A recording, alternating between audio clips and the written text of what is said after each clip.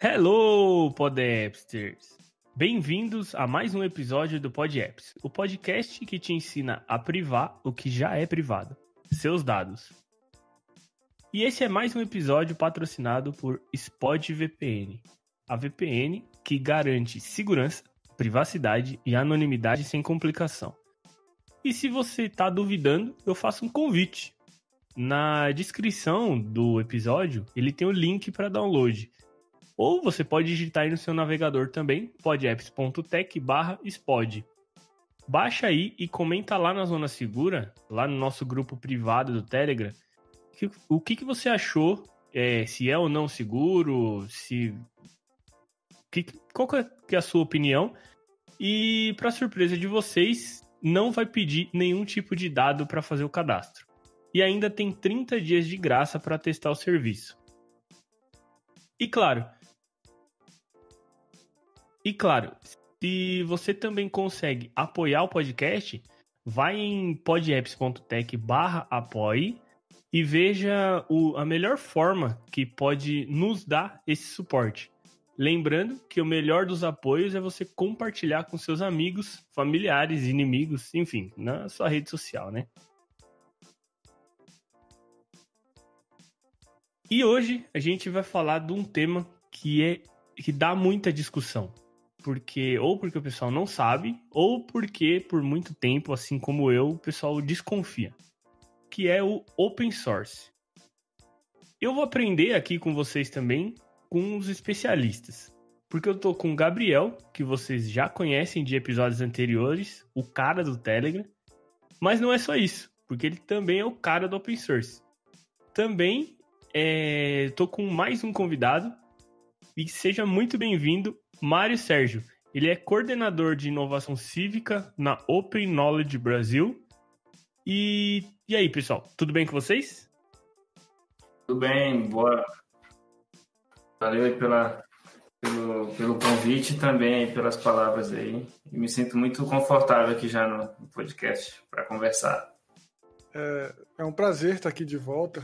É sempre muito legal participar. E dessa vez eu tenho a felicidade de trazer um amigo, né? Que é o Mário, que é um amigo meu de muitos anos. Eu acho que ele vai acrescentar muito na conversa de hoje. Então, em primeiro lugar, eu queria que o Mário ele se apresentasse aí para todos os Podapsters. Legal. Primeiro que eu queria dizer que esse podcast, a temática que vocês trazem de privacidade, acho que é uma coisa super relevante, não só para o Brasil, acho que para a sociedade como um todo, né, que está aprendendo a lidar com a internet, com dados abertos, né? Então, parabéns aí pelo trabalho de você e da comunidade também que está tentando aprender e consome o conteúdo, né? Bom, eu sou natural de Brasília. Eu me formei em Brasília em ciência da computação, então eu sou da área de tecnologia, formado, né, na graduação de ciência da computação, e em 2015 eu fui para Florianópolis fazer um mestrado em inteligência artificial, que eu não concluí. Um mestrado que eu fiz a parte dos créditos ali, e nesse meio tempo ali que a pessoa jovem, né, que está tentando se encontrar na vida, entender, né, os propósitos, eu peguei uma conferência de software livre para organizar, que era a Python Brasil. Em 2016 eu organizei a Python Brasil em Floripa, larguei o mestrado, né? Foi uma escolha que eu fiz aí. E não tem certo nem errado, o mestrado era muito bom também, a Universidade Federal de Santa Catarina é excelente, né? Tinha um ótimo quadro de alunos e professores, mas naquele momento eu optei por fazer um investimento realmente na comunidade, foi muito bom profissionalmente para mim. Depois desse envolvimento, né, na gestão desse evento, eu me tornei depois presidente da Associação Python Brasil. É um CNPJ, né, sem fins lucrativos que, vamos dizer assim, fomenta, né, que novas pessoas aprendam Python no Brasil, fortaleça as comunidades, né, para as empresas terem mão de obra para contratar, e, enfim, para espalhar a linguagem, né, uma linguagem de natureza open source, né? Então, eu fiquei 2 anos aí dando com burocracias, ajudando a galera a fazer evento no Brasil todo e também participando de vários eventos de Python mundo afora, né? Fazendo os intercâmbios com outros países. Foi muito importante para mim também e sempre fui aprendendo. E, em paralelo, eu sempre tive uma carreira profissional também, porque nenhuma dessas atividades aí de organizar Python Brasil ou de ser presidente são remuneradas, né? Era totalmente voluntário e muito bom. Mas eu tinha que trabalhar, então eu sempre tive uma carreira como desenvolvedor, trabalhei com TV digital, né, back-end, embarcados, né, que foram minhas primeiras experiências como desenvolvedor. Trabalhei com software embarcado, C++, Lua, não trabalhava com Python, apesar de já gostar muito da comunidade nessa época. E depois eu fui para desenvolvimento web. Aí sim eu comecei a trabalhar com Python, back-end, Django, e aí atualmente eu estou na Open Knowledge Brasil. E aí respondendo a pergunta do Gustavo. A Open Knowledge Brasil é uma organização de sociedade civil, CNPJ sem fins lucrativos, assim como fundações de pesquisa, assim como times de futebol, assim como associações no geral. E aí agora eu sou remunerado por uma ONG, né, de fato. A Open Knowledge Brasil, esse nome Open Knowledge tem uma instituição internacional da Inglaterra, na Europa, né? E tem esse nome, era uma rede por conhecimento livre, por dados abertos, transparência no governo. Eles têm um software que é muito usado em vários governos no mundo, que é o SECAM, que é uma plataforma para os governos abrirem seus dados para a sociedade. O governo americano, por exemplo, é o maior case. Tem essa marca, e aí foi criada a Open Knowledge Brasil, que é completamente independente. A Open Knowledge Brasil é uma empresa aqui com CNPJ brasileiro, com seus projetos independentes, e não tem nenhum tipo de vínculo hierárquico com a Open Knowledge Internacional. A gente pegou o nome por, na época, os fundadores entenderam que seria interessante. A rede está aqui no Brasil também, os fundadores todos brasileiros. E era nessa vibe assim, da galera da Wikidata, né? O pessoal da Wikipédia, que tenta armazenar os dados, essa mesma onda assim, de compartilhamento, ciência aberta, né? A Open Knowledge ela vem nesse guarda-chuva. E dentro da Open Knowledge Brasil, eu faço parte de um programa que a gente chama, que é o Programa de Ciência de Dados para Inovação Cívica. Eu coordeno essa frente. E aí, o que são esses usos de ciência de dados para inovação cívica? São projetos de tecnologia que envolvem sempre desenvolvimento e métodos de inteligência artificial. Depende de cada projeto quais métodos são esses, né? Mas para que a gente crie plataformas para que a sociedade civil fiscalize o poder público de forma eficiente, não só combatendo corrupção, mas entendendo como é que o seu prefeito lá gasta o dinheiro na sua cidade. O dinheiro é nosso, né? Basicamente o recurso é nosso. Também ajudando o próprio governo a se organizar, a ser mais transparente. A transparência ela é uma coisa essencialmente importante para a sociedade, né? Ela diminui custos, ela diminui teoria da conspiração maluca, deixa as coisas a céu aberto, diminui a energia da pessoa ter que ficar tendo que pedir via lei de acesso à informação um dado que poderia ser ativamente já aberto. A tecnologia está aí para auxiliar, né, os governos a isso, além de gerar oportunidades, né? Quando você fala em governo aberto, em dados abertos, você cria possibilidades de inovação onde empresas privadas podem explorar o mercado, né? Eu tenho vários exemplos que a gente pode aprofundar depois sobre isso, né? Tirando um pouco aí essa visão muito, às vezes, que tem o open source é tudo comunista e tal. Não, o modelo open source ele traz muitas oportunidades de mercado também. Tem essa visão, tem várias visões, né? Vários ângulos.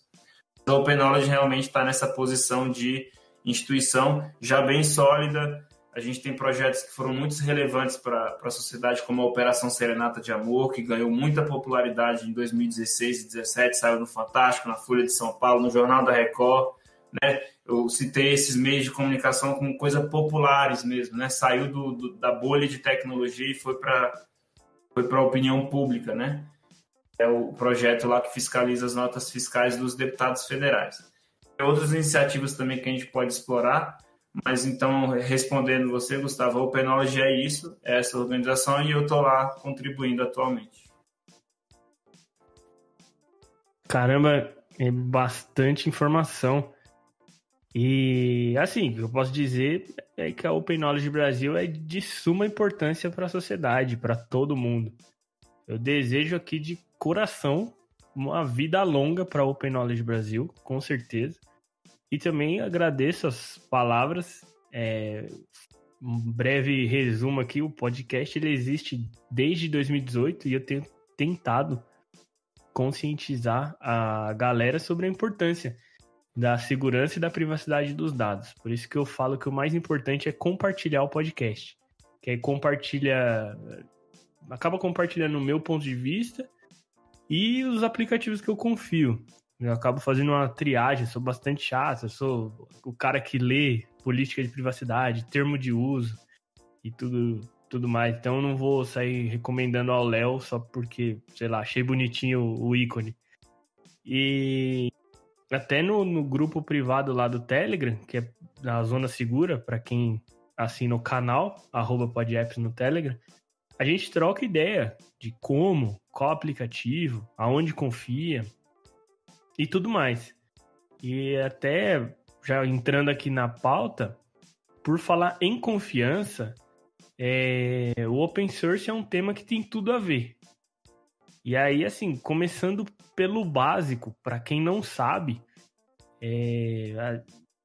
vamos ver se muda até um pouco da minha visão, que até como você disse, existem várias visões, várias opiniões. E eu já tinha uma pré-definida há um tempo atrás.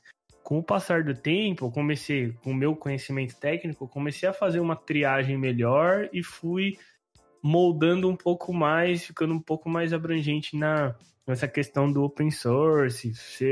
Talvez não é tão ruim quanto eu pensava. Tem maneiras de mitigar riscos e tudo mais. Mas para quem não conhece, né, o que é o open source, ou no português, né, o software de código aberto.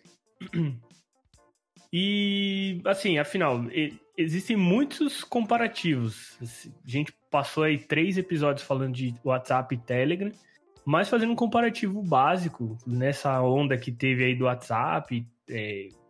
O WhatsApp tem isso, tem aquilo, o Telegram tem isso, tem aquilo. Surgiram várias imagens de comparativo dos dois, onde falava assim, open source, ou código aberto. O WhatsApp não e o Telegram sim. E aí, então, que diacho que é esse código aberto e por que isso seria uma vantagem para o Telegram ou qualquer outro software? Bom, eu acho que uma primeira coisa que é importante dizer é a diferença do software livre para o software de código aberto. O software de código aberto é simplesmente o software que o código de programação dele está disponível online para as pessoas comentarem, contribuírem, mas isso não significa obrigatoriamente que o código seja grátis ou que o código não tenha direito autoral, por exemplo. Porque um software de código aberto, você pode ter direito autoral nele, você pode ter algumas obrigatoriedades. Por exemplo, é possível você colocar para um software derivado do seu software aberto, ele ser aberto também. Você tem esse tipo de coisa. Ou você pode simplesmente abrir um código, deixar ele totalmente livre para todo mundo fazer o que quiser, nem te dar os créditos pelo que você fez. Eu acho que é importante começar por essa diferença do que é software de código aberto e software livre. Então, muito bom, Gabriel.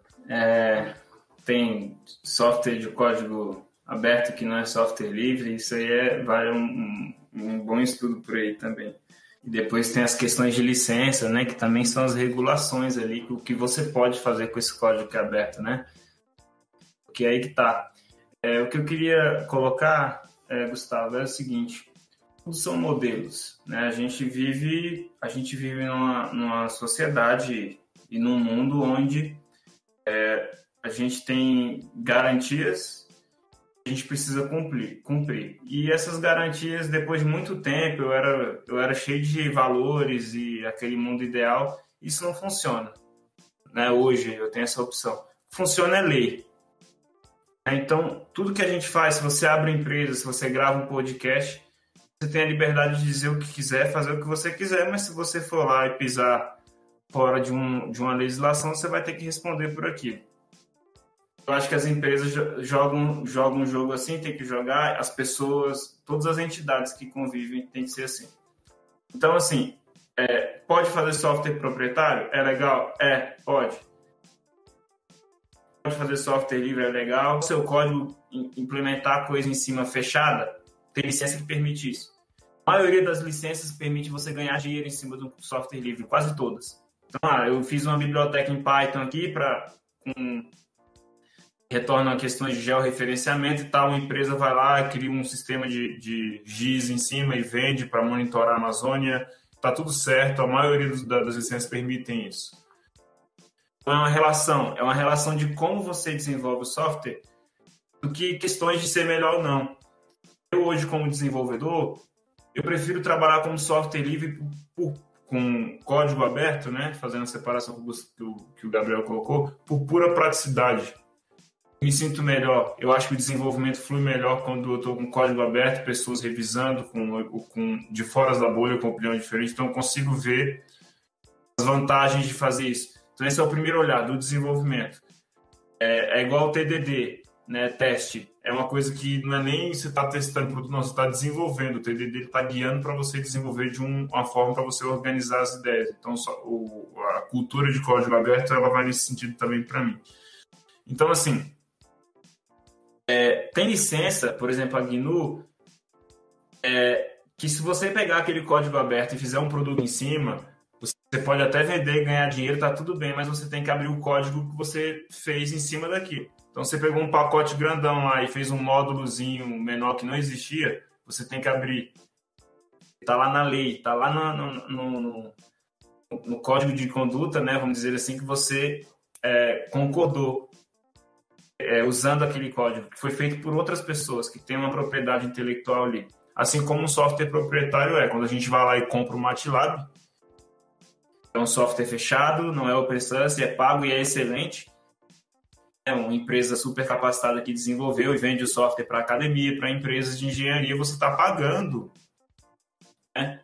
Dependendo da licença que você pega ali, os recursos que você está adquirindo, você está pagando a qualidade intelectual e o investimento que aquela empresa fez. Isso também é completamente justo, né? Então, dentro das regras do jogo, você tem esses modelos. Agora, o que é melhor? Não sei. Tem o melhor para quem está desenvolvendo, tem o melhor para o cliente que está consumindo e tem o melhor para quem é o vendedor, que vai justificar cada coisa, né? Então, assim, colocando até essas comparações que você fez, eu penso assim... Agora, o que a gente está falando? A gente está falando de um produto crítico que eu vou dar um exemplo aqui que eu participei uma vez de um RoadSec, um evento de segurança hacker em Florianópolis, e estava lá o coordenador na época do projeto da urna eletrônica, do TSE. Na época já estava tendo um debate do voto sem impresso. Tecnicamente, para software era uma boa coisa, mas como a coisa foi para um debate político, já torna mais complexo. Mas, enfim... A urna eletrônica brasileira. Será que não é um projeto importante para a gente saber o código? Esses dias eu ajudei um advogado, o Bruno Morassuti, que também faz parte da Open Knowledge.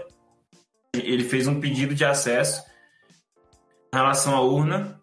A gente conseguiu pegar, por exemplo, todas as versões de pacote Linux que rodam no kernel. Isso é extremamente importante, né, Gustavo? Porque imagina... A gente está falando de uma coisa que define a gestão pública no país, tipo, se o cara que vai entrar vai baixar imposto para eu abrir uma startup, vai definir a vida, o quanto eu pago de imposto no meu salário, são coisas extremamente relevantes. E eu tenho que saber o que está naquela caixinha ali. Até porque eu ajudei a pagar aquela caixinha, eu ajudei a pagar os funcionários que pensaram naquela caixinha. Tipo, qual é a biblioteca? Está atualizada? Está vulnerável? Então, a gente fez um pedido de acesso à informação por meio da lei de acesso à informação, e eles nos deram esse resultado. Só que essas informações não estão públicas no site. Entende? A gente teve que pedir, foi lá um servidor público, foi lá dentro do terminal de uma urna, puxou, fez um comando lá, pegou as bibliotecas que estão sendo usadas, pegou esse jogo no PDF e mandou para a gente. Então, isso tem que estar transparente de uma forma mais ativa, sem precisar que uma pessoa entre com um pedido no portal do TSE para pegar... Então, será que o código da urna eletrônica não era uma coisa interessante de estar aberta? A gente está falando de uma segurança. Tem gente questionando o processo eleitoral brasileiro, com mentalidade golpista, mentalidade não republicana. Então, a gente começa a entrar no assunto que... E todo software, assim, quando você vai para o judiciário é uma coisa, quando você vai para o mercado financeiro são outras questões. Então, eu estou colocando assim, depende, entendeu? Você pode ficar feliz e ser uma pessoa super ética com o seu software proprietário e vender esse produto, fazer um aplicativo que resolva questões financeiras, ou faça um jogo, né? Os jogos têm toda essa filosofia fechada, porque tem uma concorrência. Tudo certo. Eu estou colocando situações que às vezes não está tudo certo. Às vezes tem que ser aberto. E a gente tem que olhar caso a caso e entendendo. Então eu tenho essa visão assim, muito flexível. Eu não sou aquela bandeira muito radical de open source que eu acho que tem que colocar em tudo.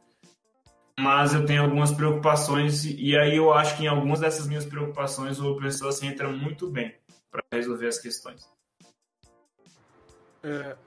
Eu gostaria de fazer alguns comentários. O primeiro é que eu concordo com tudo que o Mário falou e eu já trabalhei no governo e eu tive o privilégio de trabalhar num órgão que só trabalha com software livre. Lá a gente desenvolvia e hospedava software livre. E eu acho muito legal isso, quando o governo, que vive com dinheiro da população, né, imposto, desenvolve algo e devolve para a população de maneira gratuita, de maneira que todo mundo pode auditar, pode participar do desenvolvimento. E participar do desenvolvimento não é só escrever código, às vezes é uma documentação que tem um erro, que está mal escrita, tudo isso colabora. E nesse local específico que eu trabalhei, uma das coisas que a gente disponibilizava era o software para as câmaras municipais prestarem contas de transparência. Então, a gente disponibilizava o software para a Câmara prestar contas, fazer a transparência dela, e o software era livre.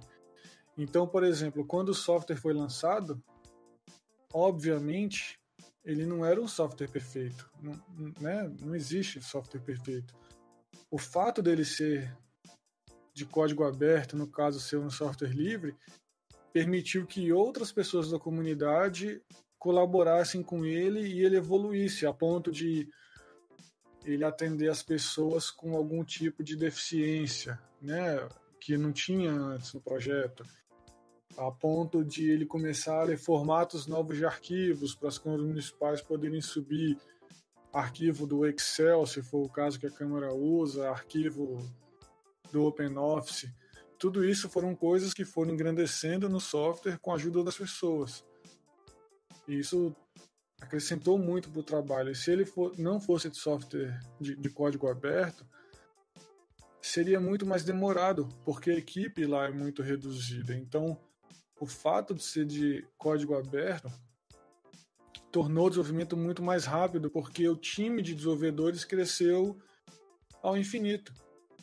E eu posso dar um outro exemplo, que eu acho que eu já falei aqui no podcast no passado, do Rastreio Bot, que é o bot que eu fiz. Eu tenho certeza que ele não estaria no ponto que ele está hoje se ele fosse de código fechado, porque muita coisa que tem nele hoje eu não daria conta de fazer. Foram colaborações que eu recebi de amigos e desconhecidos que tornaram ele o que ele é hoje. Isso eu acho muito legal.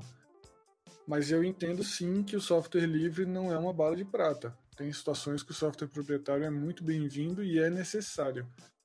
Mas tem situações que eu vejo o software livre encaixando perfeitamente, e a urna foi um exemplo excelente, na minha opinião, que o Mário deu. Eu concordo plenamente com vocês. Até queria dar um exemplo. Eu que já sou um entusiasta do GitHub, eu sigo um desenvolvedor, não sei se vocês conhecem, mas é o Zé Fernandes. E ele desenvolve vários aplicativos, toda hora tem um aplicativo novo. E um que se encaixa exatamente no exemplo que vocês deram é o Plin. Ele tem o Plin e o Plin Pro. Os dois, basicamente, fazem a mesma coisa. Só qual que é a diferença? O Plin, você consegue baixar do repositório lá do GitHub, inclusive ele te dá duas opções. Uma de você baixar o aplicativo instalável. Só funciona para o macOS, tá? Então, você pode baixar o aplicativo instalador, né? Digamos, a grosso modo. Tem também a versão Lite, que é uma versão de script. Então, para quem já conhece um pouco mais, você não precisa instalar nada, você só deixa o script lá e você mesmo roda quando você quiser. Para quem tem o Alfred, ele também fornece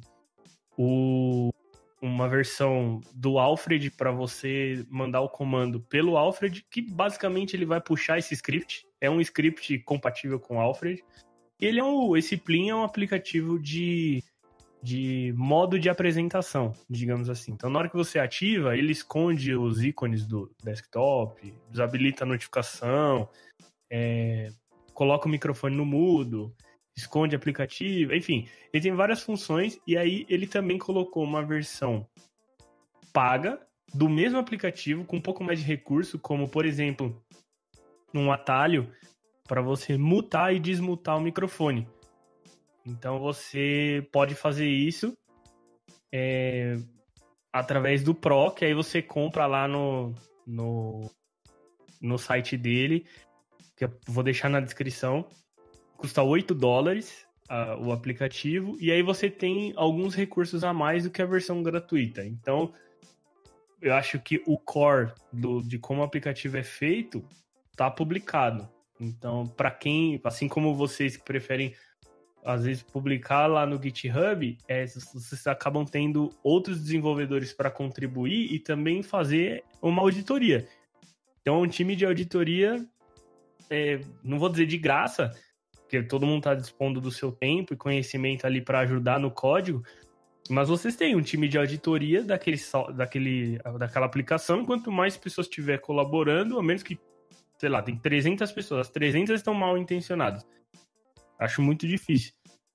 Mas você tem ali um time inteiro de auditoria para colaborar com o software na produção ou não. Então, nesse caso do Plin, eu vejo como o core, como o aplicativo funciona, está publicado. E aí, outros recursos que ele demandou mais tempo, mais conhecimento para fazer, você pode comprar pronto. Ou se você conhecer de como fazer, você pode adicionar no próprio script da Apple lá os recursos, como você faz. Então eu achei bastante interessante essa questão do código-fonte da urna. Eu tive um debate com um amigo uma vez, em que eu falava que eu não confiava na urna, e ele falava que confiava, que dos Estados Unidos que era ultrapassado, porque era em carta, em papel, e aí era muito mais fácil você, por exemplo, roubar um caminhão que estava cheio de votos e manipular aqueles votos do que manipular na urna. Porque a urna não estava publicada na internet. E aí tudo meio que caiu por terra quando deu aquele problema nas últimas eleições. E aí o ministro do TSE lá, o presidente do TSE atual... Luiz Roberto Barroso. Isso, Luiz Roberto Barroso. Eu lembrava só do Barroso, não lembrava do Edson. E aí ele falou que acabou denunciando, né, que tava tudo meio que indo pra internet. Quando ele falou que deu um problema num processador no Oracle Cloud. E aí eu pensei, Oracle Cloud tá na internet. Na hora do voto pode ser offline. Mas na hora que ele vai computar, que vai lá pro TSE, ele vai pra internet. E esse momento que vai pra internet para mandar os dados pode ser interceptado. Não tô falando que é fácil, não tô falando que é rápido. Mas se tem alguém determinado a fazer isso, o cara pode estar estudando aí uma maneira de fazer há 5, 10 anos e conseguiu pôr em prática. Ainda mais agora que o próprio presidente do TSE falou que qual é aonde está hospedado, né? Que tá no Oracle Cloud. Então o cara já sabe mais aonde afunilar, aonde ele tem que atacar e tudo mais. Então achei bem legal que vocês conseguiram aí o código-fonte e até se futuramente vocês encontrarem alguma coisa, se puder compartilhar com a gente, pode compartilhar que eu vou atualizar todo mundo. Então, Acho que ficou confuso o que eu falei. O que a gente conseguiu com o pedido, a gente quer o código-fonte. A gente conseguiu o pedido foi a gente conseguiu as bibliotecas e recursos que rodam no kernel, as versões de cada programa, né? Para fazer essa avaliação. O código da urna, eles não entregaram, a gente entrou com recurso para pedir. Enfim, mas a gente não tem o código. Essa questão que você falou da urna é bem relevante, né? Porque, em primeiro lugar, o Brasil só tem urna eletrônica porque a gente tem uma democracia jovem. O Brasil passou por um processo de redemocratização no final dos anos 80 e início de 90. Estava surgindo a internet, computadores pessoais, então a gente não tinha democracia. A gente não tinha voto direto para presidente. Depois começar do zero com a tecnologia que tinha, e surgiu a ideia da urna eletrônica em 94. É um projeto bem antigo. Por que os Estados Unidos e a França votam no papel ainda, que são duas das democracias ocidentais maiores com voto direto para presidente? Porque já existia antes. Você mudar um processo eleitoral que move um país, que define o futuro político do país, e falar, não, agora a gente vai pegar a urna lá do Brasil. Eu estou na França. A gente vota assim com papel na França há 100 anos, e todo mundo já é um sistema que alguém tem desconfiança. Não, mas o pessoal confia, a França está avançando, é um país rico e tal, está funcionando. Aí chega um maluco lá, então, velho, a gente já tem celular aqui com processador e tem 5G, por que a gente não vota de casa pelo celular? Por que a gente não faz Passa isso lá no Congresso da França? Não passa. As pessoas têm medo. Então, é um momento que pode surgir pessoas oportunistas, colocar a democracia do país em xeque. Então, não vão mudar tão cedo. A França não vai mudar tão cedo o sistema eleitoral dela. Pode sair 5G, microchip, o diabo vai ficar no papel. Estados Unidos da mesma forma. Bem confuso o sistema deles. O Brasil da mesma forma. O Brasil também tem um sistema que está rodando aí há 20, 30 anos e a gente está aprendendo a confiar nele. A gente só tem urna eletrônica e parece, mas o Brasil é um país em desenvolvimento e tem coisa eletrônica que os Estados Unidos não tem. A gente tem que analisar a história por causa disso. Tem um contexto político, democrático, de confiança, é igual moeda, né?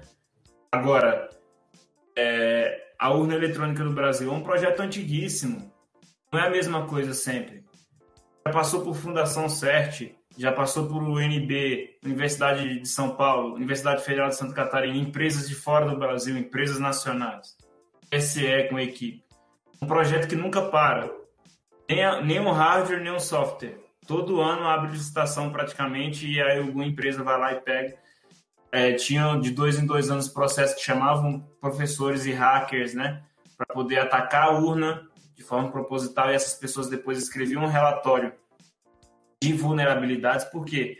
A urna eletrônica é vulnerável? Claro, a gente trabalha com tecnologia. Alguém tem dúvida disso, que é vulnerável? É óbvio que é vulnerável. Eu lembro que na aula de criptografia tinha uns níveis lá do exército americano de segurança de sistema. Mesmo o nível 7 mais alto tem vulnerabilidade. Está falando de um mecanismo que conversa em protocolo de rede. Agora, a questão não é essa. A questão, se você olhar para a democracia no Brasil, é muito mais fácil fraudar uma eleição, você questionando uma zona eleitoral, tendo que fazer igual fizeram na Amapá, que acabou a luz, mudou o resultado da eleição. A galera foi votar 15 dias depois, pô. Mudou, não precisou hackear a urna, entendeu? Você invalidar uma sessão eleitoral numa escola, que às vezes tem um candidato ali que é daquela região que ele ia receber mais votos, e a sessão é suspensa. Entendeu? Você questionar o processo eleitoral, isso que é uma fraude maior do que isso, pô. Você falar para as pessoas, não vão votar, que esse sistema não é confiável, não vão aceitar o resultado das urnas, é muito mais grave.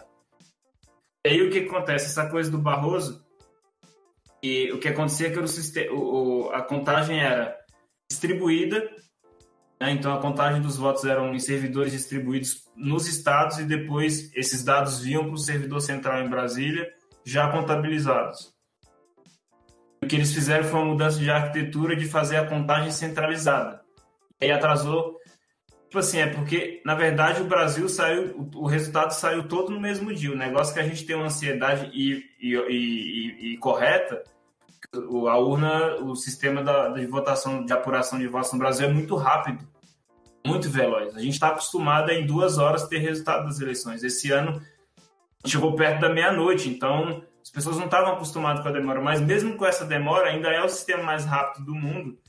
E eu acho que essa mudança de arquitetura em cima da hora que o TSE fez foi um erro gravíssimo, porque abriu brecha para muitos questionamentos, e está certo os questionamentos. E essa coisa do Oracle, né? A galera até questionou, porque a Oracle também ela tem serviço de data center que ela dá ao servidor, né? Não é na nuvem. Mas aí você falou do Oracle Cloud aí. Isso é novo também. Tá? Esse fornecedor é novo, em 2018 não era. Tá? Então você até falou do cara 10 anos aí planejando um ataque. Acho que é uma coisa meio difícil, porque é justamente uma infraestrutura que muda muito. Não é o mesmo sistema de apuração há 10 anos. O TSE está sempre tentando evoluir ali, contratar parceiros, enfim, tem questões também comerciais envolvidas, né? E eu não sei, essa coisa da Oracle com a Microsoft, eu lembro uma vez, alguns governos atrás, o ministro da Ciência e Tecnologia no FISLE, que era o maior fórum de tecnologia de software livre do mundo, da América Latina, né, no Brasil. Nesse exato momento, nós tivemos uma interrupção na gravação, onde o bot que a gente utiliza interrompeu abruptamente e por diversos outros problemas que ocorreram depois, a gente não conseguiu continuar com a gravação. Marcamos por outro dia e o que você vai ouvir na sequência foi o que nós gravamos no dia seguinte e com as informações que se completam. Porém, esse corte abrupto é justamente por isso. Porque nós tivemos uma interrupção inesperada e para não perder todo o conteúdo, a gente mantém aqui para vocês na íntegra e continua aí com o dia seguinte.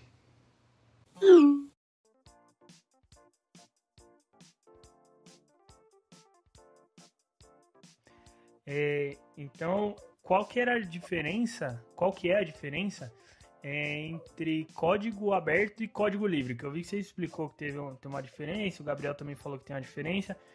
Para mim, era tudo a mesma coisa, era open source, era código aberto, então não sabia que tinha essa diferenciação. E quais seriam os riscos de você usar um código aberto ou um código livre? Não, então, a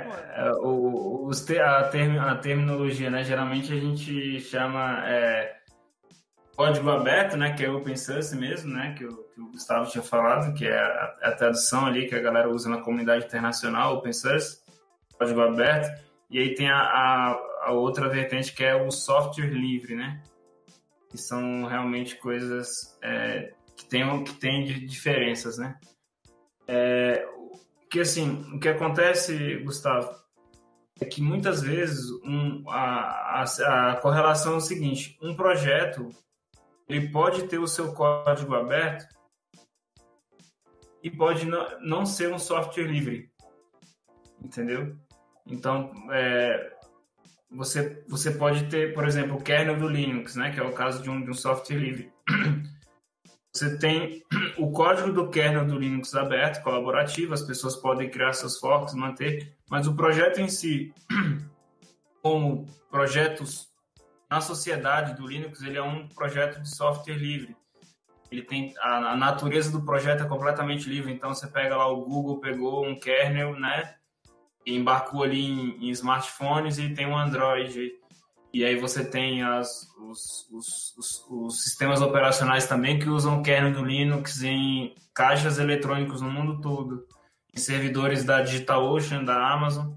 Então você tem um projeto que ele serve como uma grande plataforma que é completamente utilizável por N pessoas e customizável e tal. Muitas vezes um projeto por características comerciais ou de decisão das pessoas que o criaram, pode não ter essa cara de software livre. Ele apenas tem um código aberto com uma estratégia, mas ele não é um software livre. Então, assim, por que são coisas diferentes, né? Eu estou tentando trazer um olhar assim que pode ser uma coisa, mas pode não ser outra coisa. Pode ser código aberto, mas não necessariamente é software livre, né? E aí, se o Gabriel quiser complementar. Bom, no meu entendimento, o software de código aberto, ele, por natureza, tem o código aberto, mas não necessariamente pode-se fazer qualquer coisa com código. Uma coisa que é muito comum as pessoas não prestarem muita atenção é na parte de licença. Às vezes o software tem o código aberto, mas você tem que dizer quem é o autor daquele código. Vamos supor que você faça um fork. Um fork é um trabalho oriundo daquele, né? Você pega o trabalho original, cria um trabalho novo a partir dele. Isso normalmente é chamado de fork. Então você faz um fork, mas você não pode dizer que o trabalho é só seu. Você fala, eu peguei aqui um trabalho que originalmente era do Mário e fiz essas alterações. Mas o Mário não perde o direito autoral. Então, e no software livre eu entendo como sendo livre. Você abre mão dos seus direitos como autor, você permite que a outra pessoa venda um produto que venha do seu software livre.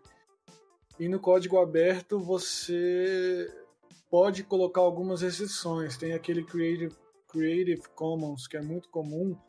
Aí você escolhe o que pode fazer, se pode vender, se pode derivar, se você tem que mandar de volta as alterações que você fez no código. E eu entendo que o software livre, ele é livre. Você não tem obrigações. Concorda, Mário? Sim, eu gostei do que você falou, Gabriel, porque você levou num tom assim geralmente as coisas, patentes, coisas no mundo, as criações das pessoas, um livro, uma inovação, um design de produto, geralmente a gente sempre conversa de patente e de direitos autorais. O software livre, ele é muito permissivo. O que acontece? Então eu criei um software que eu não coloquei preço nele. As pessoas podem simplesmente usá-lo gratuitamente, usá-lo para o interesse que quiser, completamente de graça. E eu não tenho que receber nenhum tipo de royalty, de patente. Não, então, o software livre é uma cultura assim, não preço, não uma propriedade intelectual restritiva. Eu realmente fiz isso aqui para a sociedade, é uma coisa de ciência aberta. E o código aberto, ele é um passo antes. O código aberto ele pode não ser tão permissivo, como eu falei. Então, a gente pode ter um projeto que tem um código aberto, ou seja, que você, pessoa desenvolvedora, pode chegar lá na caixinha preta e reprogramar e adaptar o código porque você quiser, no seu gosto, mas aquele produto que foi desenvolvido, ele tem restrições autorais. Ele não é tão permissivo. Você não pode pegar aquele produto muitas vezes e sair vendendo por ali, adaptar e criar a sua coisa. Tem restrições legais, assim como tem numa música, num livro, né, que alguém escreveu e quer cobrar por aquilo e as pessoas vão lá e fazem cópias, né? E aí não entrando no mérito que tem de pirataria ou não, né, o que é o correto, mas enfim, só trazendo o lado legal mesmo. Então a diferença, assim, o Gabriel, a gente se complementou bem, que ele trouxe essa coisa legal que me deu um gatilho bom, assim. Essa coisa do não preço, da não restritividade é uma coisa de software livre, deixar... Pensa assim, ciência aberta, a gente está fazendo para a galera. Eu não quero ganhar dinheiro com isso aqui, eu não quero ter um monopólio sobre esse conhecimento, eu quero realmente abrir. E aí você tem essa filosofia do software livre. E o código aberto, não, eu só estou abrindo o código. Eu não estou abrindo a minha ideia e os meus privilégios de autor. Entende? Entendi. Pô, muito legal. E uma... Fala aí. Não, e uma coisa muito comum que eu escuto as pessoas perguntarem, e ela vale tanto para software livre quanto software de código aberto, que o pessoal pergunta, tá, tudo bem, e como você ganha dinheiro, como você mantém? E o software ser de código aberto ou ser um software livre, não necessariamente impedem alguém de ganhar dinheiro. Então, é muito comum, por exemplo, você ter um software de código aberto ou até software livre e a empresa que desenvolveu aquele software e mantém o software, ela cobra pelo suporte. Entendeu? Ou cobra por uma versão com funcionalidades a mais, uma função como se fosse premium. Então, o fato do software ser livre não necessariamente implica em você abrir mão, por exemplo, do seu lucro. Você pode lucrar de outras formas, né? Entendi. Até pegando esse gancho de código aberto, livre, licenciamento, falando de novo do Telegram, né? Eu sou um cara que dificilmente acredita na boa fé das pessoas. Então eu tô sempre desconfiando de tudo, de todos. O código é aberto, o código é livre, será que é seguro, se não é? Na minha cabeça, qualquer um pode ir lá, alterar o código, colocar uma linha maliciosa que colete algum dado, enfim, um exemplo, né? E aí, falando de novo do Telegram, ele tem o código aberto, tá publicado no GitHub, e eu lembro que teve o caso de um brasileiro bastante esperto, copiou o código, mudou a cor do aplicativo para a cor do WhatsApp e publicou na Play Store com o nome Zap Zap. E muitos brasileiros baixaram achando que era um WhatsApp personalizável, porque você mudava a cor, você fazia lance de tema e tudo mais. Então, era mais rápido, assim, todos os benefícios que o Telegram já possui. E aí, onde entra essa questão do licenciamento, porque eu lembro que o Telegram obrigou o cara, que parece que ele pegou o código do Telegram, publicou, como se fosse um software privado, e eu lembro muito bem que o pessoal tava entrando no Zap Zap, só com aquela notificação, fulano de tal se juntou ao Telegram. Então o cara só mudou a cara do software mesmo. Ele não fez nenhuma mudança interna, porque estava usando inclusive os recursos do Telegram. Eu lembro que o Telegram obrigou o cara a ter que licenciar em algum dos licenciamentos aí que você tinha comentado, GNU e tudo mais. E aí, assim, qual que seria uma maneira de identificar que o software open source, ou software de código aberto ou código livre, ele é confiável ou não? Imaginando assim, que as pessoas não são nada técnicas, não sabem de nada, não vão saber analisar código-fonte, então alguém foi lá e recomendou para ela, baixa o Telegram que é de código aberto. Então, como que ela vai ter a segurança que aquele código, aquele software, ele é seguro, ele tem uma segurança para o usuário, pensando que, sei lá, a pessoa pode baixar e pode baixar tanto um malware, como uma recomendação de alguém, como ela pode baixar um software decente. E aí, existe alguma maneira de uma pessoa totalmente leiga confiar? Por exemplo, se o software está licenciado, está de código aberto, está com a licença GNU, ele é confiável porque os caras que licenciam tem uma auditoria e tal, e aí passou por uma aprovação e tal. Ou então, não, tem uma maneira X que você joga num site e aí esse site diz se ele é confiável ou não. Tem uma maneira dos mais leigos conseguirem achar uma forma de confiar num software open source? Eu gostei muito da sua pergunta, e é muito boa mesmo, Gustavo, e agradeço a oportunidade de você ter feito ela aqui, porque eu acho que é a pergunta decisiva. Porque é o seguinte, os leigos, né?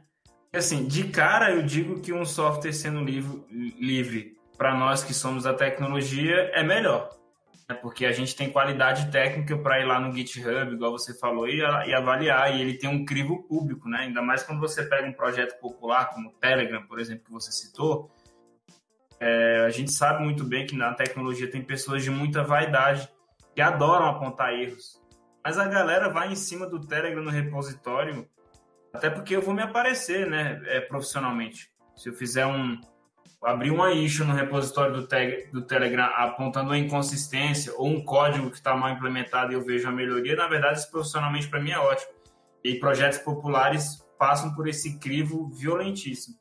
Então, eu, com o meu olhar de pessoa de tecnologia que não sou leigo, eu acho que o software livre resolve mais, até porque cadê o código do WhatsApp?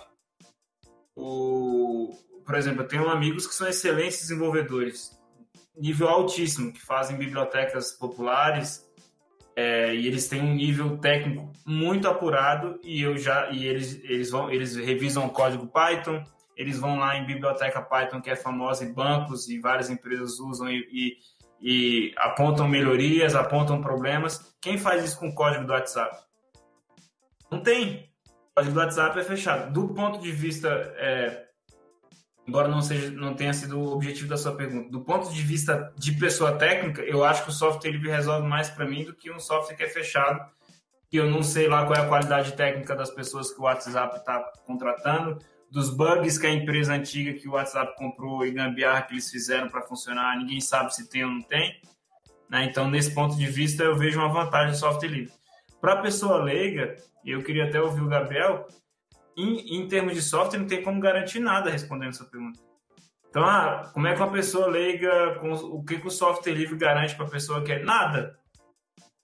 E nem empresa privada. Nem o software livre, nem uma empresa privada consegue garantir tecnicamente se aquele produto ali está deixando ela vulnerável, porque ela não tem o conhecimento técnico para olhar um código no GitHub e avaliar. O que ela precisa é de mecanismos jurídicos que garantam isso. Se a primeira responsabilidade, Apple Store, Play Store, essas plataformas têm que garantir quem é a fonte que está publicando esse aplicativo para as pessoas fazerem download. É a primeira coisa. Então, a pessoa tem o primeiro nível de confiança. Se está na Apple Store, na Play Store, então deve ser de uma fonte segura. A pessoa deve fazer essa avaliação, ou deveria ser, pelo menos. Né? E aí a responsabilidade eu já estou jogando agora para o Google, para a Apple, que tem que ser mesmo.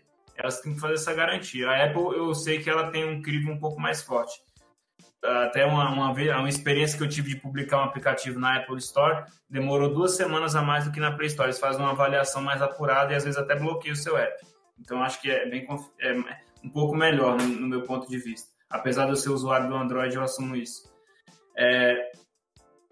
Então, outra coisa, o próprio licenciamento, né? Se aquela empresa se utilizou de ferramentas open source. Porque o que acontece na prática é o seguinte, Gustavo, eu tenho amigos meus que trabalham na Amazon e outras empresas e todas elas usam bibliotecas open source. O produto que elas fazem, eles não abrem, mas usa Python, usa Pandas, usa Jupyter Notebook, usa JavaScript, tudo projeto de código aberto, usa todas essas bibliotecas que são código aberto. Então, assim, hoje em dia, se você parar para olhar, não existe uma pessoa no mundo que não consuma um produto privado proprietário que não tenha software livre no meio. Para começar. Né? Então, assim, eu acho que, indo na sua pergunta, assim, eu acho que não tem como. Essa pergunta que você fez, assim, como é que um usuário leigo... Não tem como garantir nada. Tem que garantir são outras ferramentas. São as empresas privadas que estão prestando aquele serviço e a segurança jurídica e vamos dizer, termos que ela assina ali. Esse caso do Telegram aí, que o cara criou a cópia lá, acho que a única coisa que o Telegram poderia fazer mesmo era cobrar que o cara colocasse pelo menos a mesma licença que o Telegram. E nada além mais do que isso, que o Telegram abriu o código, né? Então, eu acho que é mais ou menos nessa linha. Eu acho que o que aconteceu foi tudo normal, assim. Dando continuidade ao que o Mário falou, eu consultei aqui agora no GitHub e a licença do Telegram é a GPL versão 2. Essa licença, ela permite o uso comercial do código, a modificação do código, a distribuição, o uso privado. Ela não dá garantias e nem confiança que vai funcionar, mas ela tem condições. Ela exige o direito autoral, ela exige que você notifique das mudanças e que você mantenha a licença. Então, a pessoa que fez o Zap, por exemplo, ela vai ter que licenciar o Zap na GPL v2. Isso, se a pessoa não fizer, ela está ferindo uma licença e tem todos os problemas atrás disso. Agora, voltando ao ponto, a pergunta inicial de como o usuário leigo vai se proteger, vai ter garantias, eu acho que é exatamente a mesma garantia, o mesmo cuidado que ele tem que ter com o software proprietário. ele tem que, vamos supor que ele queira baixar o Telegram, ele vai no site do Telegram. Se ele quiser baixar o Ubuntu, ele vai no site do Ubuntu. Eu acho que é exatamente os mesmos cuidados. Aí, para uma pessoa, vamos dizer assim, um pouco mais avançada, existem casos, vou citar o Ubuntu de novo de exemplo, que o Ubuntu ele te dá o hash para você calcular e ver se baixou o arquivo corretamente. O hash é uma função matemática que você calcula com base no arquivo, que se você mudar uma vírgula do arquivo, o hash altera de maneira completa quase. Então, fazendo um cálculo do hash do arquivo, se o hash não bater, automaticamente você sabe que tem uma coisa errada. Então existe esse tipo de cuidado. Eu entendo que talvez não seja para o usuário leigo, mas existe esse tipo de cuidado. E para o usuário que é totalmente leigo, eu acho que é o mesmo cuidado do software proprietário. Você tem que saber de onde você está baixando, no que você está clicando. Eu não vejo muita diferença nesse sentido. E uma coisa que eu gosto muito do software livre, de código aberto, puxando também um pouco do que o Mário falou, você tem um software de código aberto e um de código fechado. Vamos supor que os dois usem a mesma biblioteca em Python, ou qualquer outra biblioteca, não importa, e foi descoberta uma falha de segurança nessa biblioteca. No software de código aberto, rapidamente isso é identificável, porque inclusive muitos sites de compartilhamento de código, por exemplo o GitHub, automaticamente notificam dessa falha descoberta, instruindo a mudar, atualizar para corrigir o problema. No software de código fechado, eu não sei se ele está atualizado, se ele pegou a versão mais segura da biblioteca. Então eu vou para o caminho que o software de código aberto, o software livre, ele tende a ser mais seguro.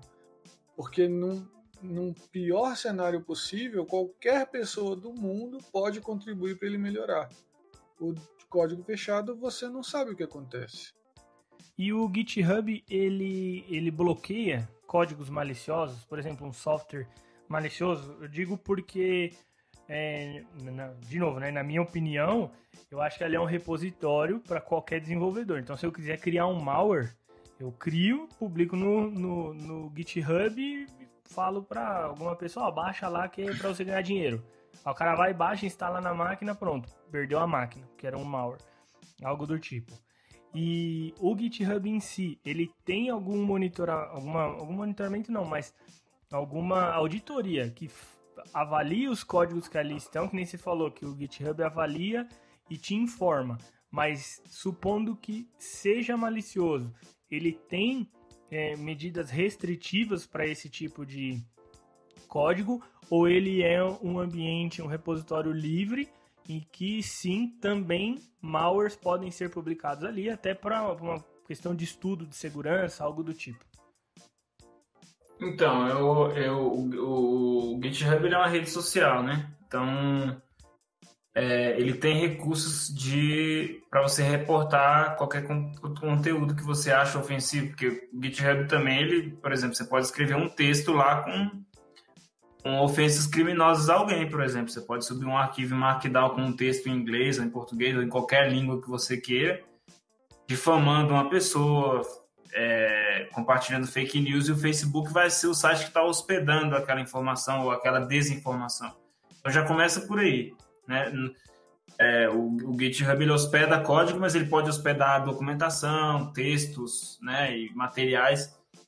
Então ele já tem esse recurso para você denunciar. Então ele funciona como uma rede social. E aí ele entra nesse dilema de rede social, assim como todas as outras que a gente tem discutido aí, né? A sociedade tem discutido a respeito do Twitter, do Facebook, né?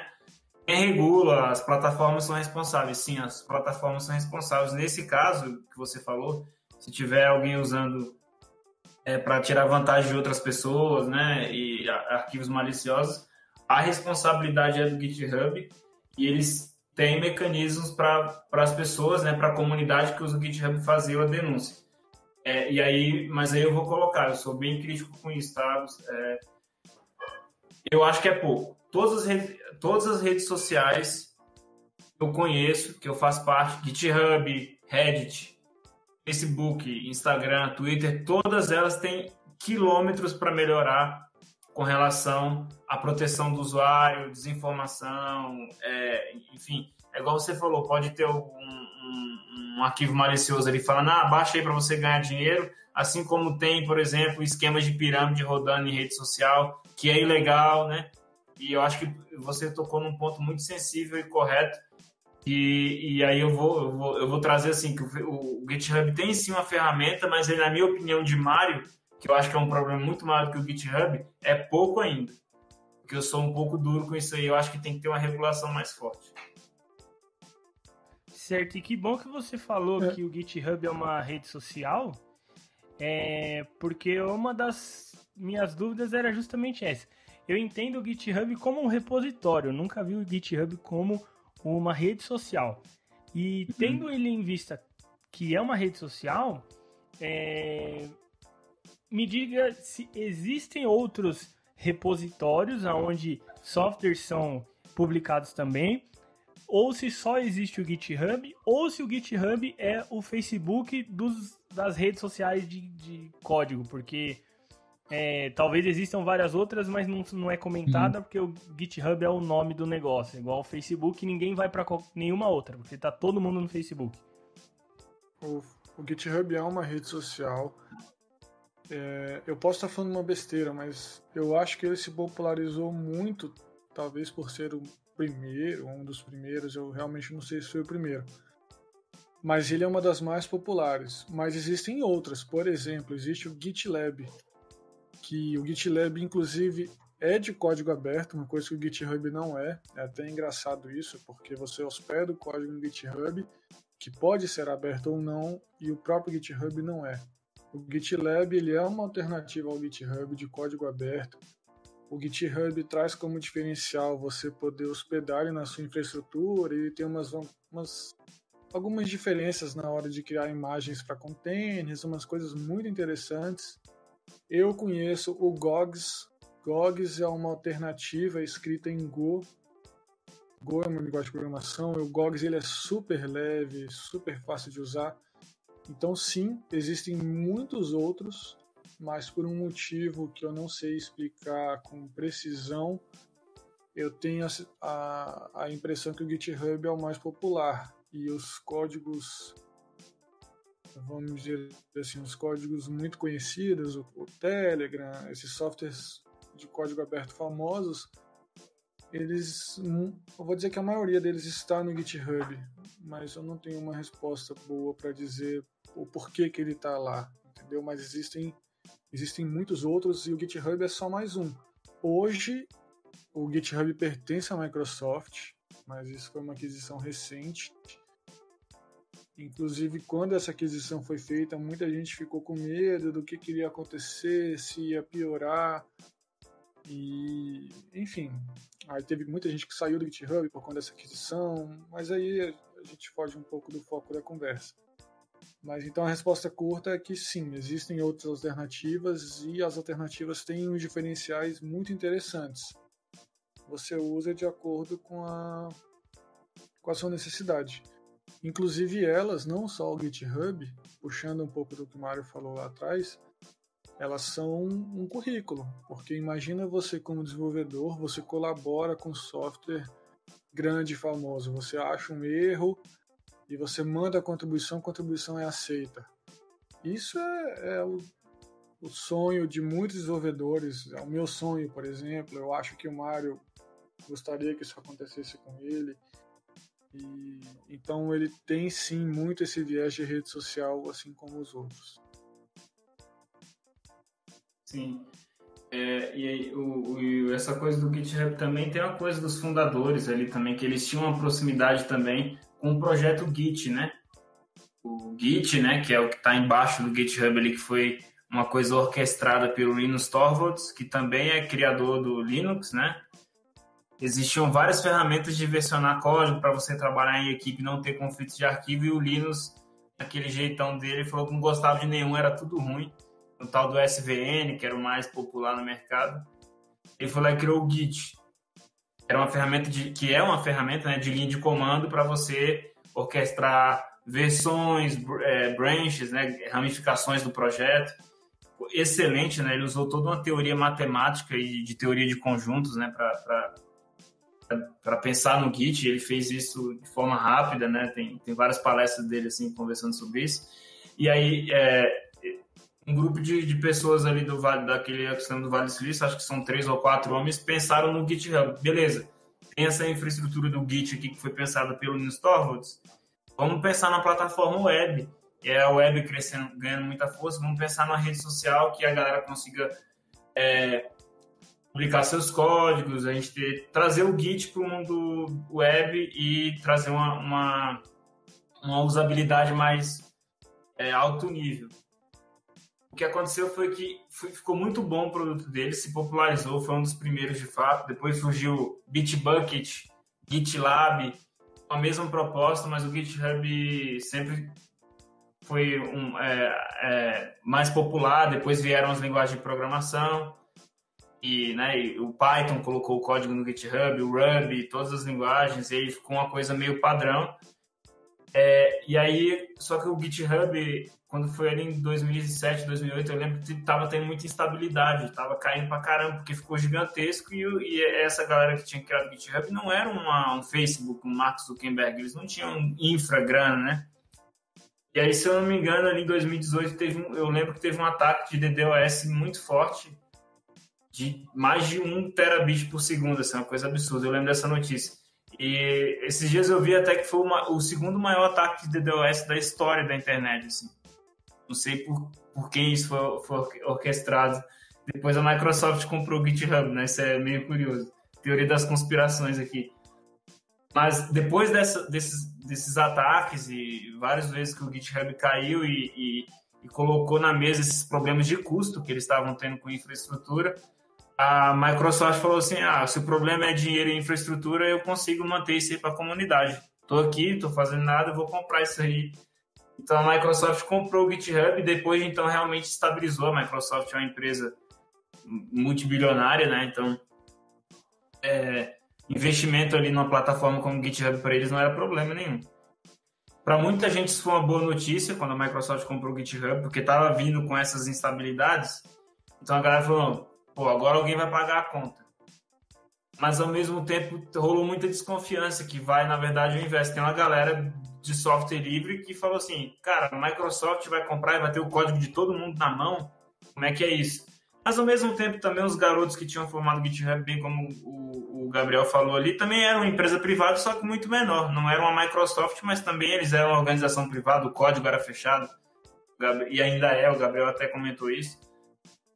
Mas coisas de história aí, mas realmente é uma rede social, tem interação, você tem um feed ali, o Gabriel criou um repositório novo, tem lá, não é tão usado como um Twitter, Facebook, realmente é mais usado para projetos, você consegue gerenciar projetos também. O GitHub, na verdade, ele é muito maluco, é uma rede social, mas também é uma ferramenta de gestão, você consegue gerenciar tarefas, você tem ferramenta de Kanban dentro do GitHub, ele foi crescendo assim, virando várias coisas, né? Para atender os anseios da comunidade, né? Tem que ter tudo lá de código, mas é bem curioso essa história. E tem uma outra história que eu acho legal também. Se eu não me engano, foi em 2017. Aconteceu um erro dentro do GitLab, foi um erro interno, e houve perda de dados. Eu não sei se o Mário vai lembrar dessa história, mas eles perderam dados. E o que foi muito, muito marcante nessa história foi a transparência que eles tiveram, que foi assim uma coisa exemplar. Eles foram muito transparentes da perda e do processo de recuperação. Enquanto os dados eram recuperados, enquanto o backup era recuperado, eles foram muito transparentes na internet. Isso na época chamou muita atenção para eles, porque todo mundo viu que era um trabalho muito sério.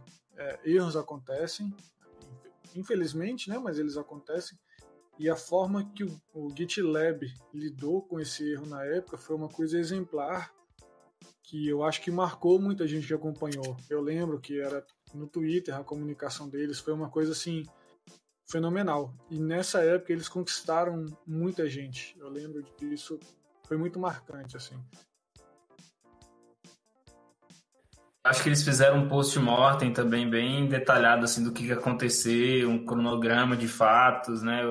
Eu acho que, se eu não me engano, o erro foi que alguém apagou um banco de dados. Eu acho que foi exatamente isso, de base de usuário. Assim. Caramba, tô surpreso e sem palavras.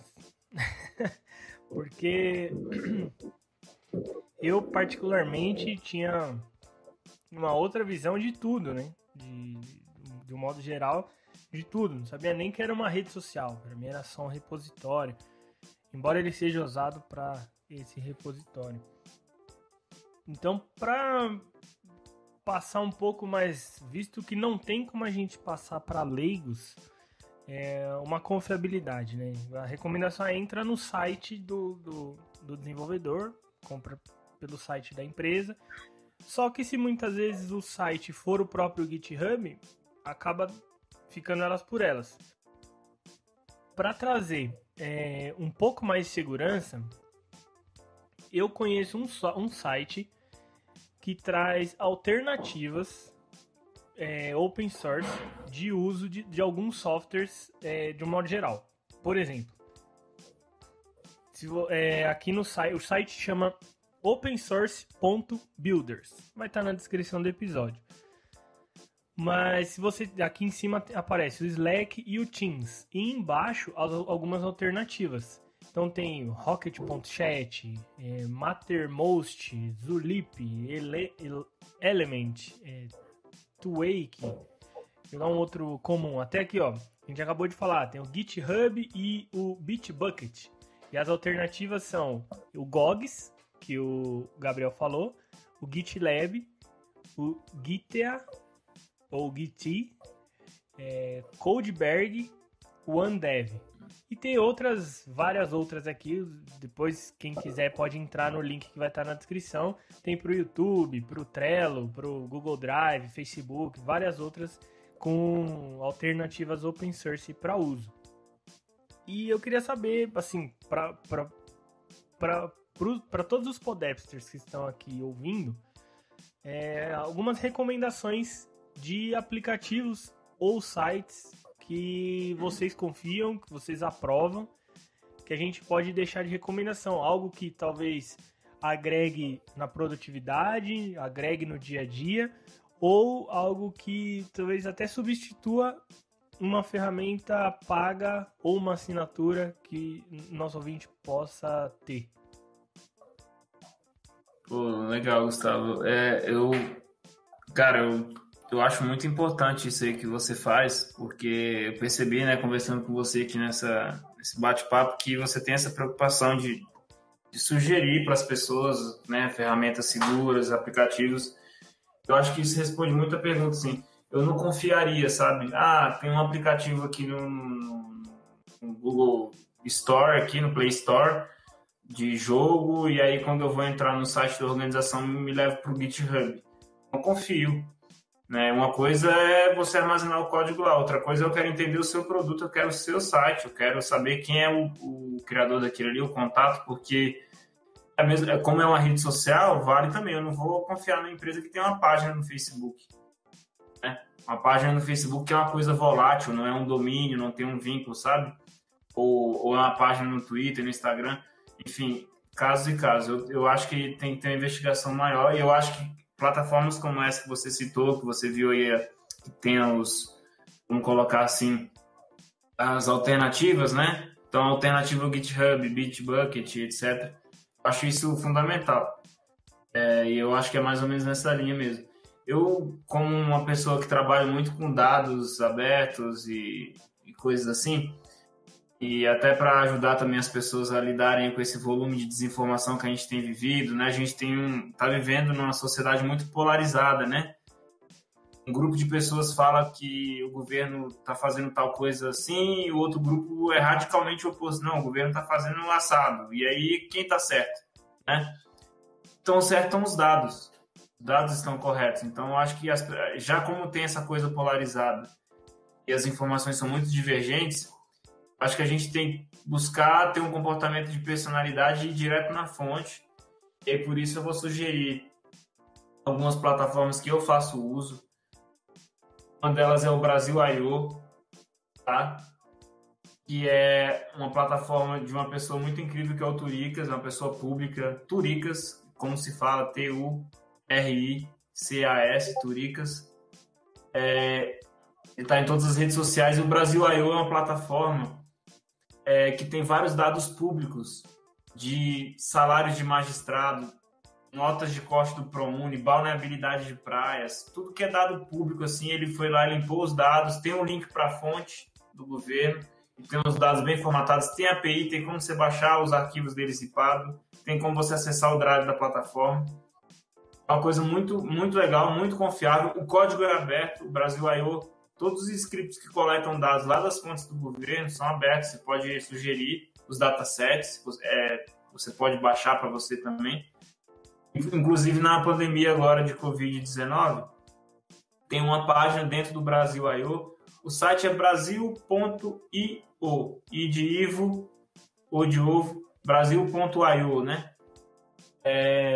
E lá tem brasil.io/Covid-19, tem uma visualização de dados só para os casos de Covid, óbitos, curvas, estatísticas. É uma página muito bem feita, eles pegam os dados direto da fonte das secretarias de saúde. Então, tem gente que desconfia do governo, aí juntou lá a Folha, a Rede Globo, fez o consórcio de imprensa, e a galera vai lá e desconfia disso. Então, vai lá e olha no Brasil.io. Não quer olhar no consórcio de imprensa lá dessas empresas grandes e nem confia muito no governo, vai no Brasil.io, que o código é aberto. Se você ficar desconfiado, vai lá que ele está pegando da secretaria lá do Amazonas, do Goiás, está pegando na fonte. Então, eu acho que isso é uma dica muito legal. Eu acho que, não sei se o Gustavo vai concordar comigo, mas eu acho que isso é um tipo de aplicativo, né, Gustavo? Que traz uma confiabilidade, né? Que traz essa coisa da segurança aí para os seus ouvintes. Imagino que você vai nessa linha. Com certeza. E tem mais algum? Então, a Open Knowledge Brasil, a organização que eu trabalho, a gente conversou no início, né? A gente tem alguns projetos de controle social. Um deles é a Operação Serenata de Amor, e é um projeto muito interessante, porque ele começou ali em 2016, foi feito por pessoas civis, né? E depois ele veio para a Open Knowledge. Não foi a Open Knowledge que criou o projeto. A Open Knowledge começou a cuidar dele depois, até para ele não morrer, né? Tem questões de custo, infraestrutura e tal. E ele é um projeto que pega os dados de notas fiscais de parlamentares da Câmara dos Deputados Federal, né? Então eles têm direito a reembolso ali. Faz uma viagem para a conferência, tem que pagar passagem aérea, comida, transporte, táxi, essas coisas, ou contratou um advogado para escrever um projeto de lei, uma consultoria e paga do bolso, né? Às vezes ele depois vai lá e pede reembolso para a Câmara, serviços gráficos, enfim. Uma infinidade de coisas que eles podem gastar com recurso próprio e depois pedir reembolso. Muita empresa privada tem isso, as empresas que eu já trabalhei na minha vida toda já fiz reembolso também, é normal, uma coisa de recursos humanos, né? Sim. E aí a Câmara dos Deputados abriu esses dados para a sociedade, obviamente, né? Tem que abrir, pô, é dinheiro nosso lá, vamos ver que essa galera tá pedindo reembolso. E aí a galera criou um projeto em cima disso, que é uma grande rotina de engenharia de dados que vai lá no portal da Câmara, baixa esses milhões de PDFs, de notas fiscais, dados, né, dos reembolsos, transforma isso para uma base de dados, e ali nessa base de dados a gente aplica modelos estatísticos para pegar outliers, que são pontos fora da curva. Calma aí, como é que esse cara almoçou aqui com custou R$450 esse almoço? Está muito acima do desvio padrão. Então, sei lá, ele gastou no mesmo dia, uma nota fiscal foi emitida lá no Acre e depois, uma hora depois, outra lá numa cidade de Passo Fundo, no Rio Grande do Sul. A gente não tem tecnologia de transporte que permite isso, né? Ainda. Então, a gente ensinou uma robô, né? Uma robô que a gente chama de Rose por causa dos Jetsons, né? Daquele seriado, aquele desenho, que tinha uma robozinha lá que fazia limpeza, né? Que é a Rose, e ela identifica esses pontos fora da curva, coloca numa fila, e a gente tem rotinas semanais que essas suspeitas de mau uso do dinheiro público são publicadas no Twitter. Então, quem quiser seguir a Rose no Twitter, é a Rose da Serenata. Serenata é serenata de amor. Então é Rose da Serenata, então você vai ver lá, deputado fulano de tal, do estado do Paraná, tem essa nota fiscal suspeita aqui, você pode me ajudar a verificar? A Rose te faz um convite de você, pessoa civil, entender o que foi aquilo ali. É uma suspeita, não está acusando o deputado ou a deputada, né? Apenas falando, olha, isso aqui está meio estranho, vamos, sociedade civil, comunidade, vem ajudar aqui a gente entender o que foi isso. Às vezes o parlamentar vai lá e devolve dinheiro, fala que foi um erro que o assessor lançou errado, né? Cada um faz a sua defesa ali que quiser. Mas, enfim, não é uma denúncia para o Ministério Público, um processo na justiça, nada. A gente fez uma estrutura que está jogando informações públicas para a sociedade civil. Isso também é muito importante para a democracia. Então, minha dica aí também, reforçada pelo Gabriel, é que vocês sigam lá no Twitter, Rose da Serenata, e também pesquisem aí Operação Serenata de Amor, que vai ter um monte de material legal aí no Google. Pô, legal, porque eu até ia falar, a minha maneira de acompanhar é seguir o próprio governo. Então, por exemplo, recebi uma notificação no canal @Durov, que é do Pavel Durov, que é para quem não sabe, é o criador, CEO, idealizador do Telegram. Então, através dali, ele publicou recentemente uma informação falando que mais 2 líderes de Estado criaram um canal oficial no Telegram. E aí, os 2 novos que criaram, um era o presidente da Turquia e o outro o nosso presidente atual. Eu falei, pô, legal, mais um lugar que eu posso acompanhar aqui o contraponto do que a mídia fala, né? E eu acho muito legal, eu tenho até acompanhado, e até por conta desse meu ceticismo todo, eu não acredito friamente na mídia, seja ela Globo, seja... Enfim, não vou dizer Globo, mas seja uma mídia de esquerda ou uma mídia de direita, eu não vou acreditar 100%, porque se ela é uma mídia de esquerda, ela defende um lado. Então, o lado do nosso presidente, que é de direita, vai estar sempre errado no olhar dela. E se ela é uma mídia de direita, o nosso presidente vai estar sempre certo no olhar dela. Então, não vou ter um contraponto para eu criar a minha própria opinião para saber se realmente está certo aquilo para mim ou se está errado. Então, comecei a seguir o canal do nosso presidente para ver justamente o que ele fala. Inclusive, ele tem falado muitas coisas contra o que a mídia está falando sobre Manaus. E é onde levanta a bandeira. Opa, peraí. Será que é verdade? Que não é? Não quero entrar aqui num debate político, mas era por onde eu estava seguindo. E com certeza eu já vou seguir a Rose. O Gabriel me mandou o link, então para quem está ouvindo, o link vai estar na descrição, mas pode procurar aí por @Rosie, Rosie, da Serenata, tudo junto. E aí pode seguir esse é um bot, Mário? É um bot. Então aí pode seguir esse bot e eu já vou seguir com certeza, que vai ser mais um canal aí para eu me informar de forma isenta, inclusive o próprio Brasil I.O. também. E é isso, né? Eu acho que esse exemplo que você deu do presidente é uma coisa correta, né? Porque você tem a visão da imprensa, tem a visão do próprio, né? Da pessoa que está gerindo o Brasil. E é legal também ter a visão da sociedade civil. Até essa coisa de Manaus, por exemplo, eu sugiro para as pessoas entrarem em redes sociais assim, não tão mainstreams, que, por exemplo, o Facebook, os algoritmos dele não deixam você ver o conteúdo das pessoas. Ele fica te oferecendo coisas só da bolha ali e você não vê nada, né?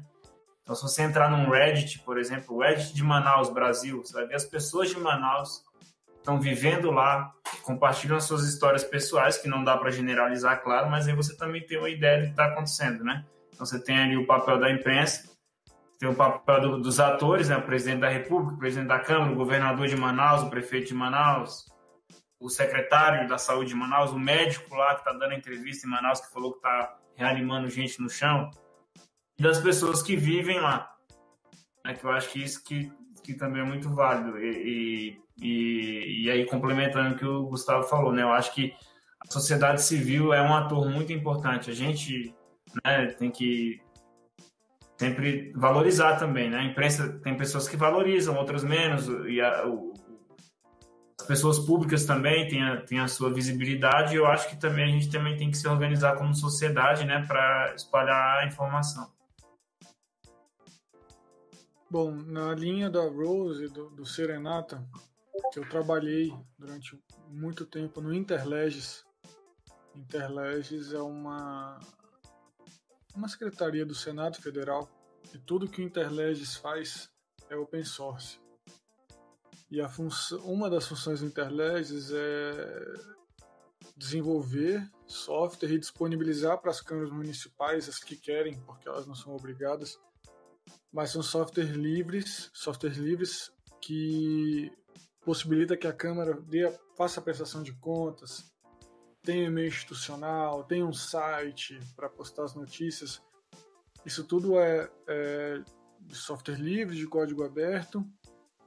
As informações alimentadas no portal de transparência são legíveis por máquina, então é bem-vindo o desenvolvedor que faz algum estudo, alguma coisa semelhante à ROSE para analisar os gastos. Isso é muito bem-vindo. A função do Interleges é modernizar o legislativo, e isso é muito bacana porque traz a participação do cidadão. Atualmente, o Interleges hospeda também o E-Democracia, que é um produto feito pela Câmara dos Deputados para o cidadão poder votar nos projetos de lei. Então, o deputado faz um projeto de lei, um vereador, no caso das câmaras municipais, faz um projeto de lei, e o cidadão vai lá e vota. Concordo, não concordo, tem que mudar isso, aquilo.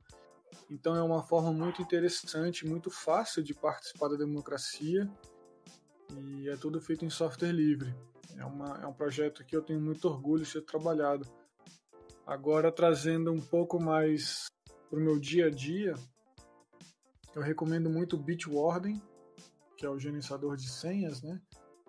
Eu acho que no mundo atual é muito importante você ter um gerenciador de senhas e ter uma senha para cada coisa, pelas questões de segurança. Eu gosto muito do Bitwarden, eu recomendo muito.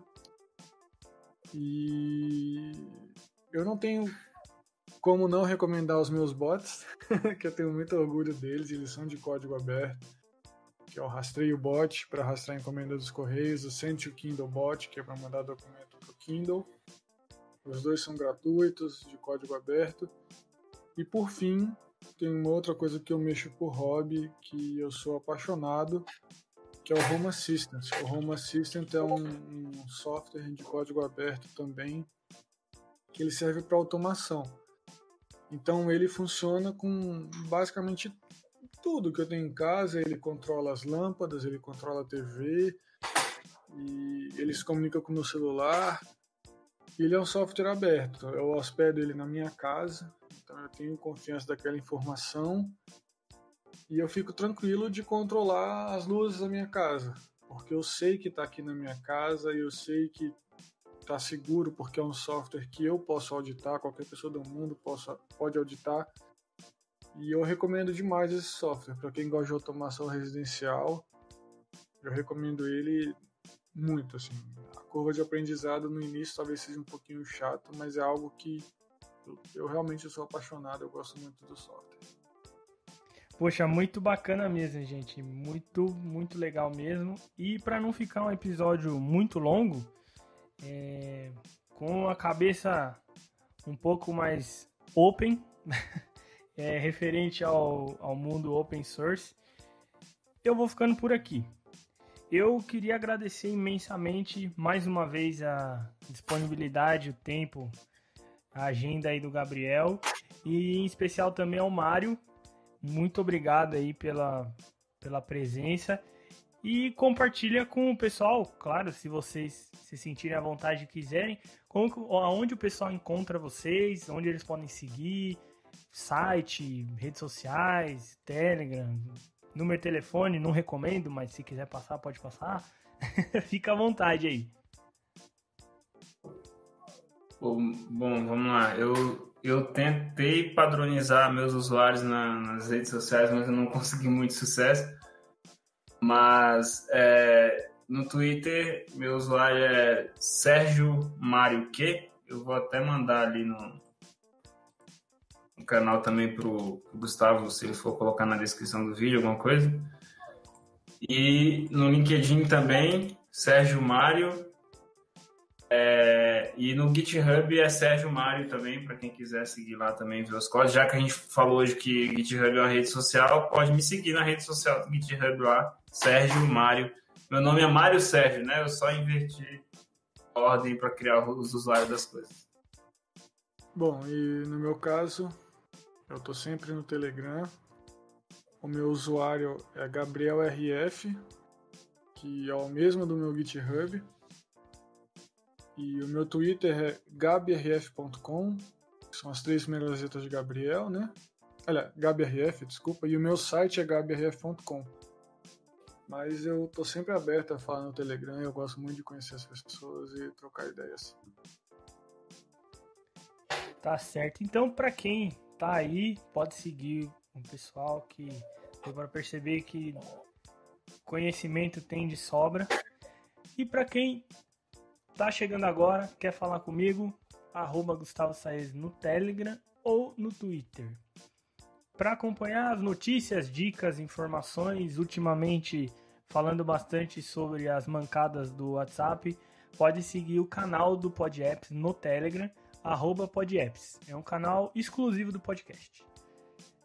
Você pode acessar também o site podapps.tech e nele tem um grande compilado de informações sobre privacidade.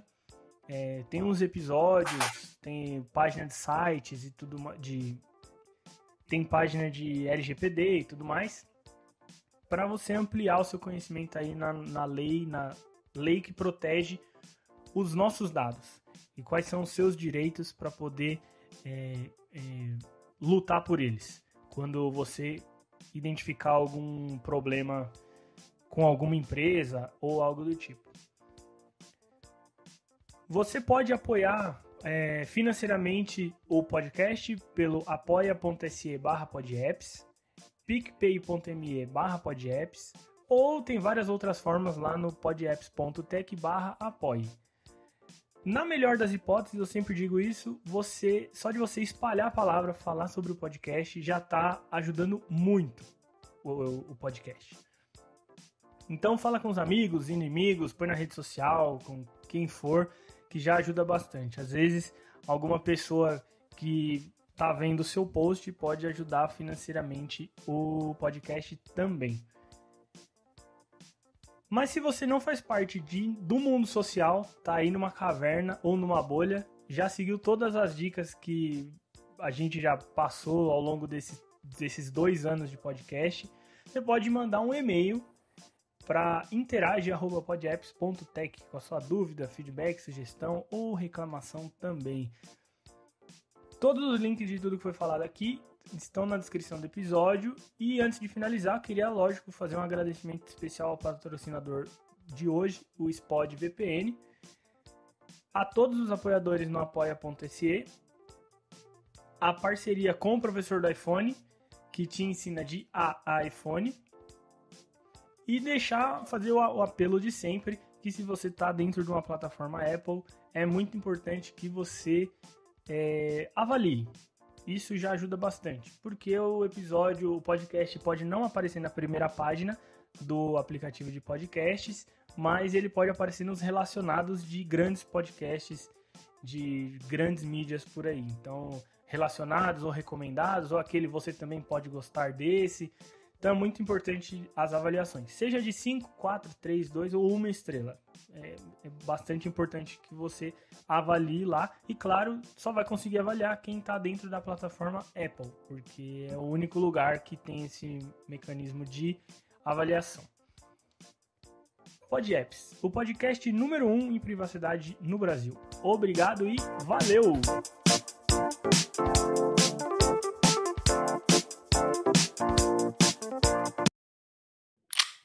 Praticamente. Opa! Parou de gravar, talvez não? Parou, mas eu tô gravando aqui. Eu tô no backup. Então vamos lá. Desculpa ter te interrompido. Não, tranquilo. Menos mal. Ainda bem que eu peguei a ferramenta aqui. Gabriel vem com esses negócios open source aí, tudo furreca. Tudo zoado, né, cara? Engraçado que morreu o meu web aqui também.